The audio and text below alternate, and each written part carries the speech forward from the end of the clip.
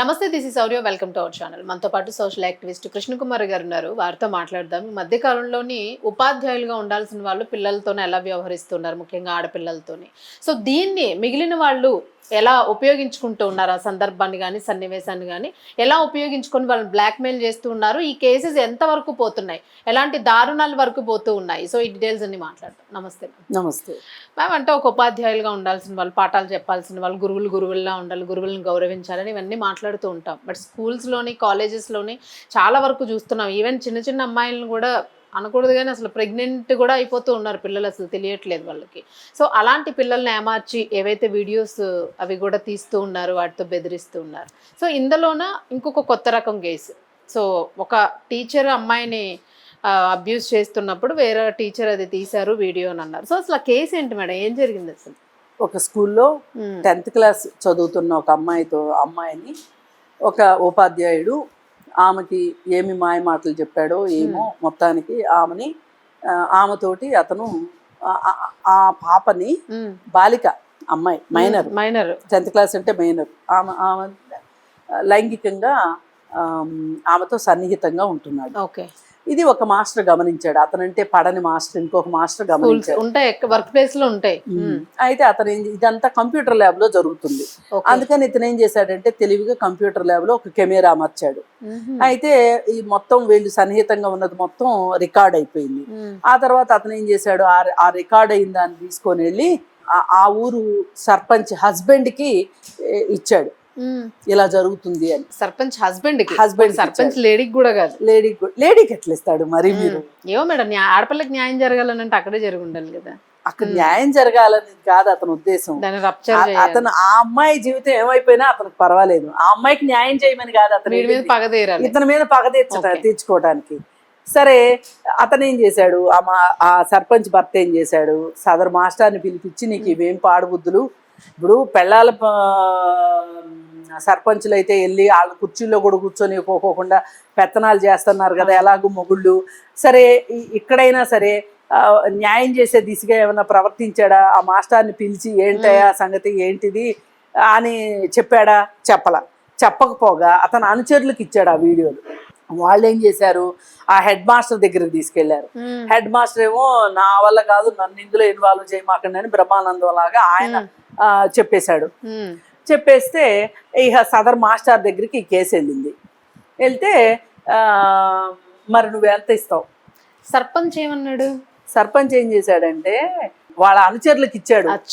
అనుచరులకు ఇచ్చి ఆయన ఆ మాస్టర్ని పిలిచి మాట్లాడాల్సింది పోయి అనుచరులకు ఇచ్చి దీని నుంచి మనం డబ్బులు ఎంత రాబట్టాలో చూడండి అని చెప్పి వాళ్ళకు ప్రాజెక్ట్ వర్క్ ఇచ్చేసాడు. ఇచ్చేసేసేస్తే వాళ్ళు ఏం చేశారు, హెడ్ మాస్టర్ దగ్గరికి వెళ్ళారు, పంచాయతీకి వెళ్ళి అతన్ని పిలిపించండి, మీ సమక్షంలోనే పంచాయతీ జరగాలి, కావాలంటే మీకు కూడా కొంచెం వాటా ఇస్తాము, అతని దగ్గర నుంచి మటుకు డబ్బులు ఎక్కువ రాబట్టాలి అంటే, అబ్బబ్బో దీంట్లో ఇట్లాంటి దాంట్లో నన్ను ఇన్వాల్వ్ చేయమాకండి, నాకు సంబంధం లేని పని అని ఆయన చాలా సింపుల్ గా తప్పుకున్నాడు.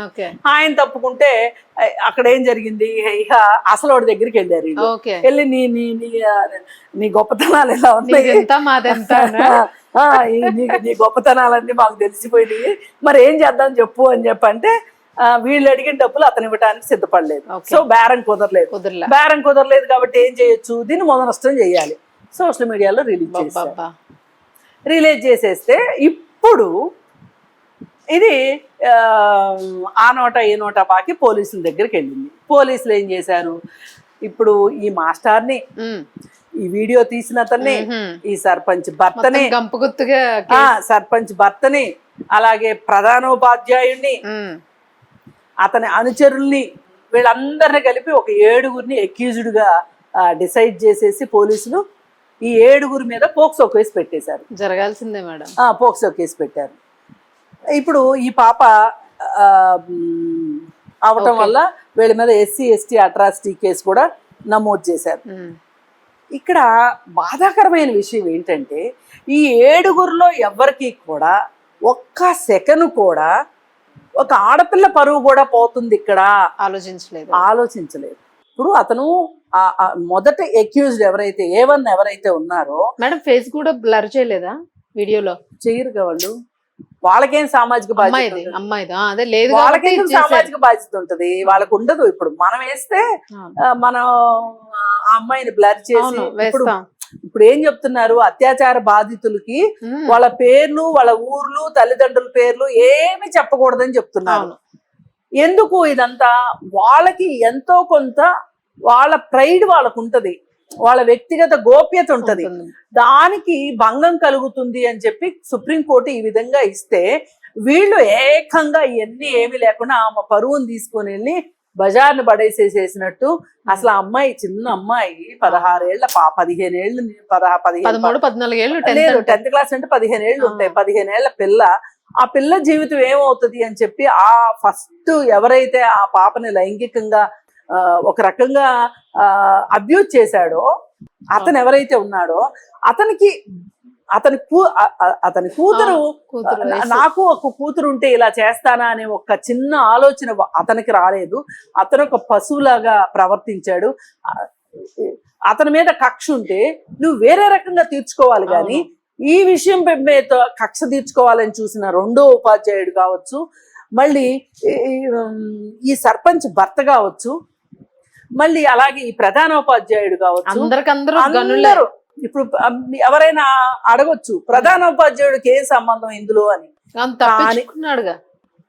ఇక్కడ ఉన్న పాయింట్ ఏంటంటే 18 సంవత్సరాల లోపు బాలబాలికల పైన ఏవైనా ఇట్లాంటివి జరిగినప్పుడు బాధ్యత మాకు సంబంధం లేదు అని ఎవ్వరు కూడా తప్పించుకోవడానికి వీల్లేదు. పైగా ఆ స్కూల్ హెడ్ మాస్టర్ ఆయన బాధ్యత ఏం చేయాలి? ఆయన కేసు ఫైల్ చేయించాలి. ఆయన ఉదాసీన వైఖరికి ఆయనకి శిక్ష పడింది. ఇప్పుడు ఆయన్ని పోక్సో కేసులో పెట్టారు. ఇప్పుడు దీని ద్వారా డబ్బులు సంపాదించాలనుకున్నారే ఈ సర్పంచ్ భర్త కావచ్చు, అతని అనుచరులు కావచ్చు, ఈ మొత్తం వీళ్ళందరినీ చూస్తుంటే నాకేమనిపిస్తుందంటే ఇంతకంటే నీచులు ఉంటారా? ఇంతకంటే నీచత్వం కూడా ఉంటదా? అదే ఇంతే మేడం, అయిపోయింది, క్రాస్ చేసేసారు లిమిట్స్ మొత్తం. అసలు ఇంకింతకంటే నీచత్వం ఉండదు. అదే మరి దీన్ని ఏమనాలి అసలు చెప్పండి? ఈ బాధ్యత రాహిత్యాన్ని ఇప్పుడు శిక్ష ఇప్పుడు పోక్సో పెడితే ఎన్నాళ్ళు మేడం అన్నారు మీరు? పోక్సో పెడితే 60 రోజులు బెయిల్ ఇవ్వడానికి వీల్లేదు. 60 రోజుల లోపల ఛార్జ్ షీట్ వెయ్యాలి. ఒకవేళ కాని పక్షంలో 90 రోజుల లోపు ఛార్జ్ షీట్ వెయ్యాలి. ఛార్జ్ షీట్ వేసే వరకు నిందితులకి బెయిల్ ఇవ్వడానికి వీల్లేదు. ఇది ఈ చట్టం యొక్క ఇది. మరి 60 రోజుల్లో ఛార్జ్ షీట్ వేసి ఆ తర్వాత వాళ్ళకి బెయిల్ ఇస్తారా?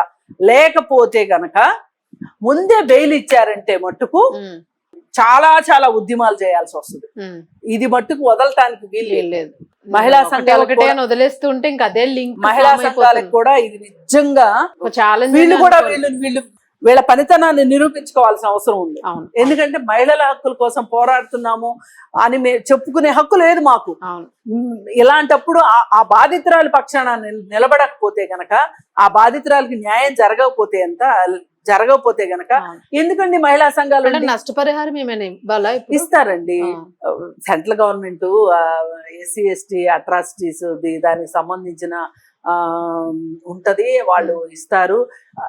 అసలు ఇక్కడ నాకు అనిపిస్తుంది ఇది ఏంటి అంటే ఏదో ఒక ఉపశమనం మాత్రమే గాని, ఇప్పుడు గాయానికి ఆయింట్మెంట్ రాసినట్లే గాని నష్టపోయినట్టే కదా. ఎంత ఆ అమ్మాయి జీవితం ఇట్లాంటి వాళ్ళండి జీవితాంతం వాళ్ళకి ఇది ఒక పుండులాగా ఉంటుంది.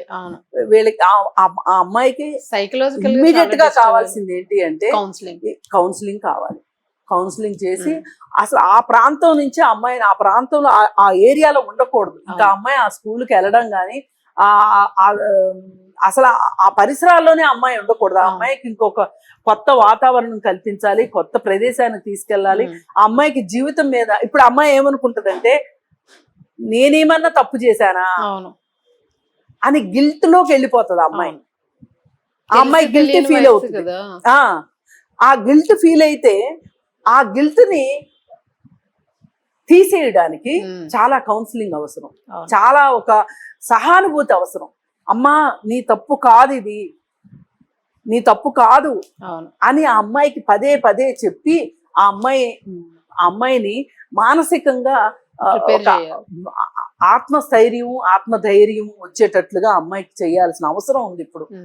ఇప్పుడు ఈ ఈ 7 సంగతి చట్టం చూసుకుంటది, అవును. కానీ ప్యారలల్ గా ఈ ఈ అమ్మాయి గురించి ఆలోచించాల్సిన అవసరం ఉంది. మరి ఈ పరిస్థితుల్లో ఈ కేసు చూసిన తర్వాత అసలు ఉపాధ్యాయులు అవును. ఎలా ఇలా ఉండగలుగుతున్నారు?